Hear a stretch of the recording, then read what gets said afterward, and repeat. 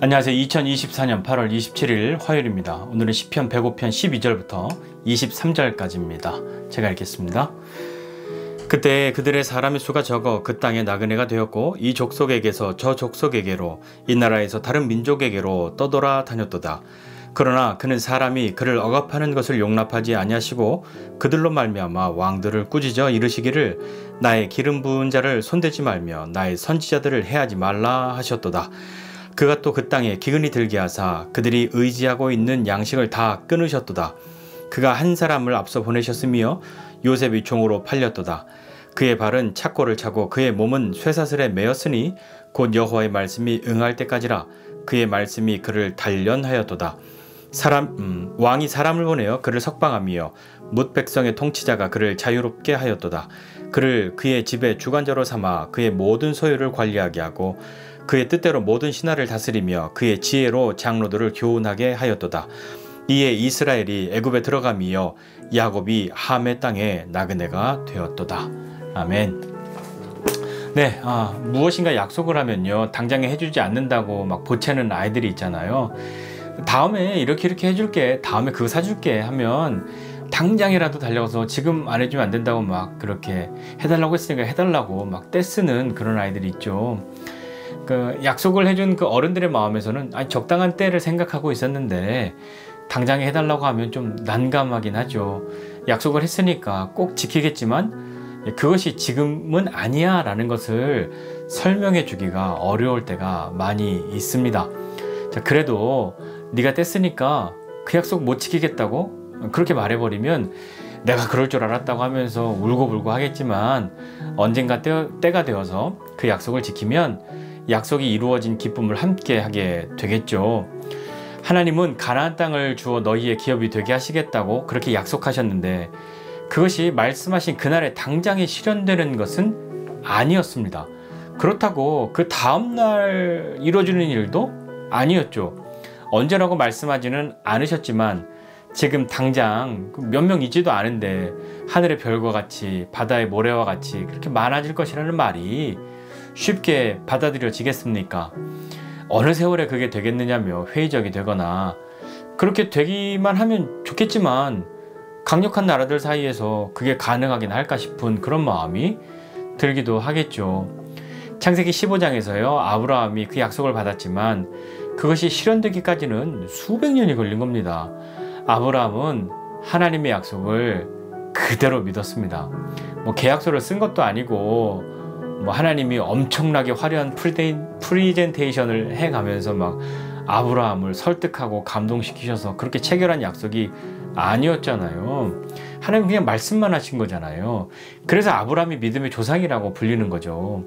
하나님은 하나님의 말씀을 믿은 아브라함을 의롭다고 그렇게 여겨주시지 않았습니까?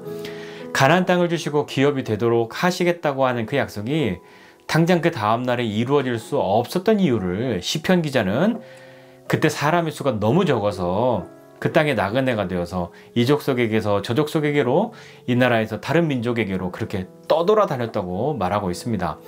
사실 이스라엘은 애초부터 뭐 거대한 민족이 아니었잖아요. 소수였기 때문에 다른 민족이나 다른 나라들에게 그닥 그렇게 위협적인 존재가 아니었습니다. 그렇기 때문에 그들 스스로는 작게 여겨졌고요. 위태로움과 불안, 뭐 어떤 불안정함 이런 것이 있을 수밖에 없었던 것이죠. 그러니까 그들은 도움이 필요하지 않았겠습니까? 그렇지만 하나님은 그들이 비록 작더라도 사람들이 그들을 억압하는 것을 용납하지 않으셨습니다. 보호자가 되신 것이죠. 하나님은 그들의 하나님이 되고 그들은 하나님의 백성이 된 것입니다. 그들을 위협하는 왕들을 꾸짖으시고 나의 기름 부은 자를 손대지 말고 나의 선지자들을 해하지 말라고 그렇게 말씀하십니다. 보통 구약에서 기름 부음 받은 자는 왕, 선지자, 제사장을 의미하잖아요. 그런데 오늘 시편에서는 이 백성 전체를 말하면서 기름 부은 자라고 선지자들이라고 그렇게 말하고 있습니다. 출애굽기 19장 5절 6절에서요. 세계가 다 내게 속하였나니 너희가 내 말을 잘 듣고 내 언약을 지키면 너희는 모든 민족 중에서 내 소유가 되겠고 너희가 내게 대하여 제사장 나라가 되며 거룩한 백성이 되리라. 너는 이 말을 이스라엘 자손에게 전할지니라 라고 말씀하신 것처럼 이 백성이 하나님의 언약을 지키면 한 사람의 제사장이 아니라 제사장 나라가 된다고 하셨으니 오늘 본문의 그 시편의 말씀과 연결지어서 생각해 볼 수 있는 것 같습니다. 자, 하나님은 그 약속을 잊지 않으시고 천대까지 기억하시며 지키십니다. 영원한 언약을 맺으신 하나님이 그 일을 이루시는 거죠. 당장에 가나안에 데려다 놓으시지 않으시니까 뭐 하나님의 약속도 헛된 공약이구나, 그냥 빈말이구나 할 것이 아닙니다.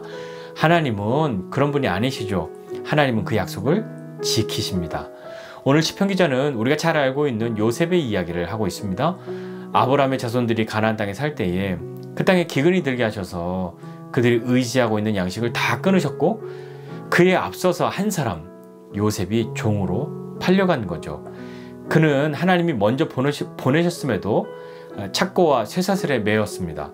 하나님께서 그 약속을 이루시기 위해 보내셨으면 일을 잘할 수 있는 상황과 환경을 만들어 주셔야 할 것 같은데 뭔가 다 준비되어 있어서 역시 하나님이 예비하셨어 그래야 그런 마음이 생각이 들 정도로 짠 하고 뭔가 이렇게 이루어지는 탄탄대로를 걸어야 할 것만 같은데 요셉은 그렇지 못했잖아요. 그러나 하나님의 관심에서 멀어지고 하나님이 돕지 않으셔서 어려움을 겪고 있는 것이 아니라 요셉이 누명을 쓰고 옥에 갇히는 그런 비참한 상황을 만난 것은 여호와의 말씀이 응할 때까지 그를 단련하셨다고 그렇게 말씀하고 있습니다. 단련한다는 것은 용광로에서 불순물을 제거해서 순전하게 만든다는 의미잖아요. 불을 열을 가해서 다 그렇게 해서 불순물을 없애는 거잖아요. 하나님이 앞서 보내신 요셉을 단련하여 하나님의 뜻을 이루시기에 합당하게 쓰임받을 수 있는 그런 사람으로 만드셨다는 말씀이죠.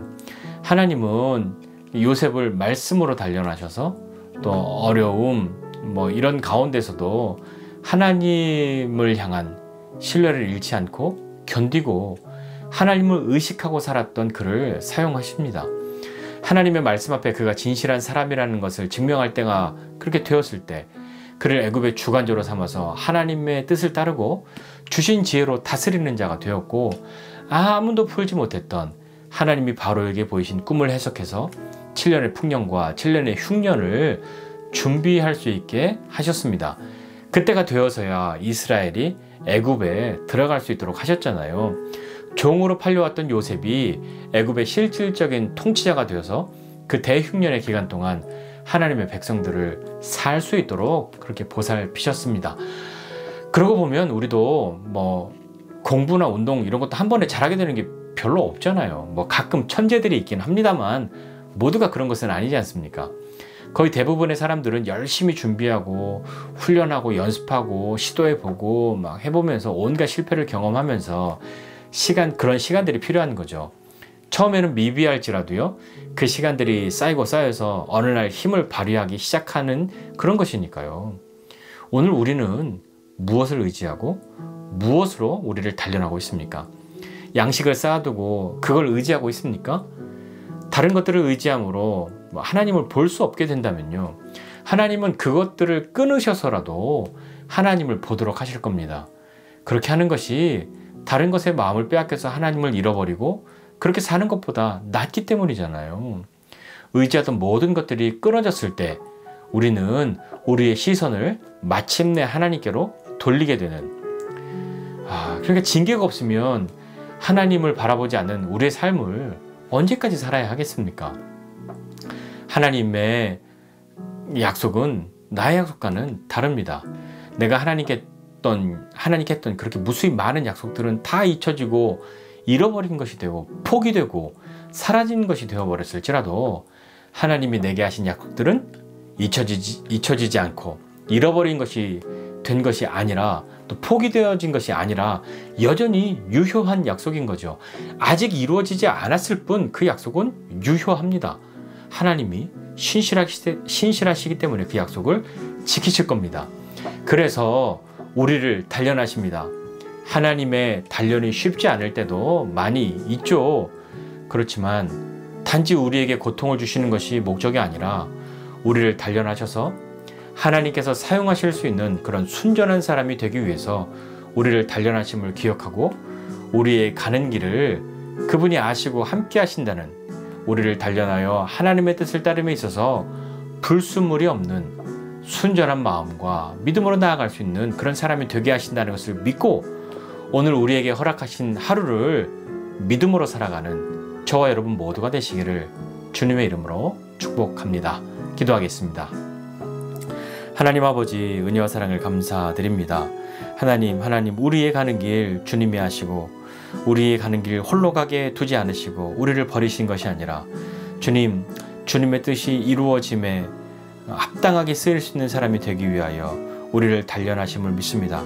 하나님께서 우리에게 하신 그 모든 약속은 아직 이루어지지 않은 것이지 그것이 잊혀지거나 포기되거나 폐기된 것이 아니라 여전히 유효한 약속임을 알고 주님 안에 믿음으로 살아가는 우리 될 수 있도록 주님 도와주십시오. 그 약속이 이루어졌을 때 그 약속이 이루어짐에 합당한 그런 삶을 살아갈 수 있는 믿음의 사람 되기 원하니 하나님 아버지, 오늘도 우리에게 은혜를 더해 주시고 힘을 주십시오. 주님을 따를 수 있는 믿음과 용기, 하나님의 뜻이 이루어졌음을 기뻐할 수 있는 그런 믿음의 사람들이 다 되도록 은혜를 더하여 주시옵소서. 감사드리고 예수님의 이름으로 기도드립니다. 아멘.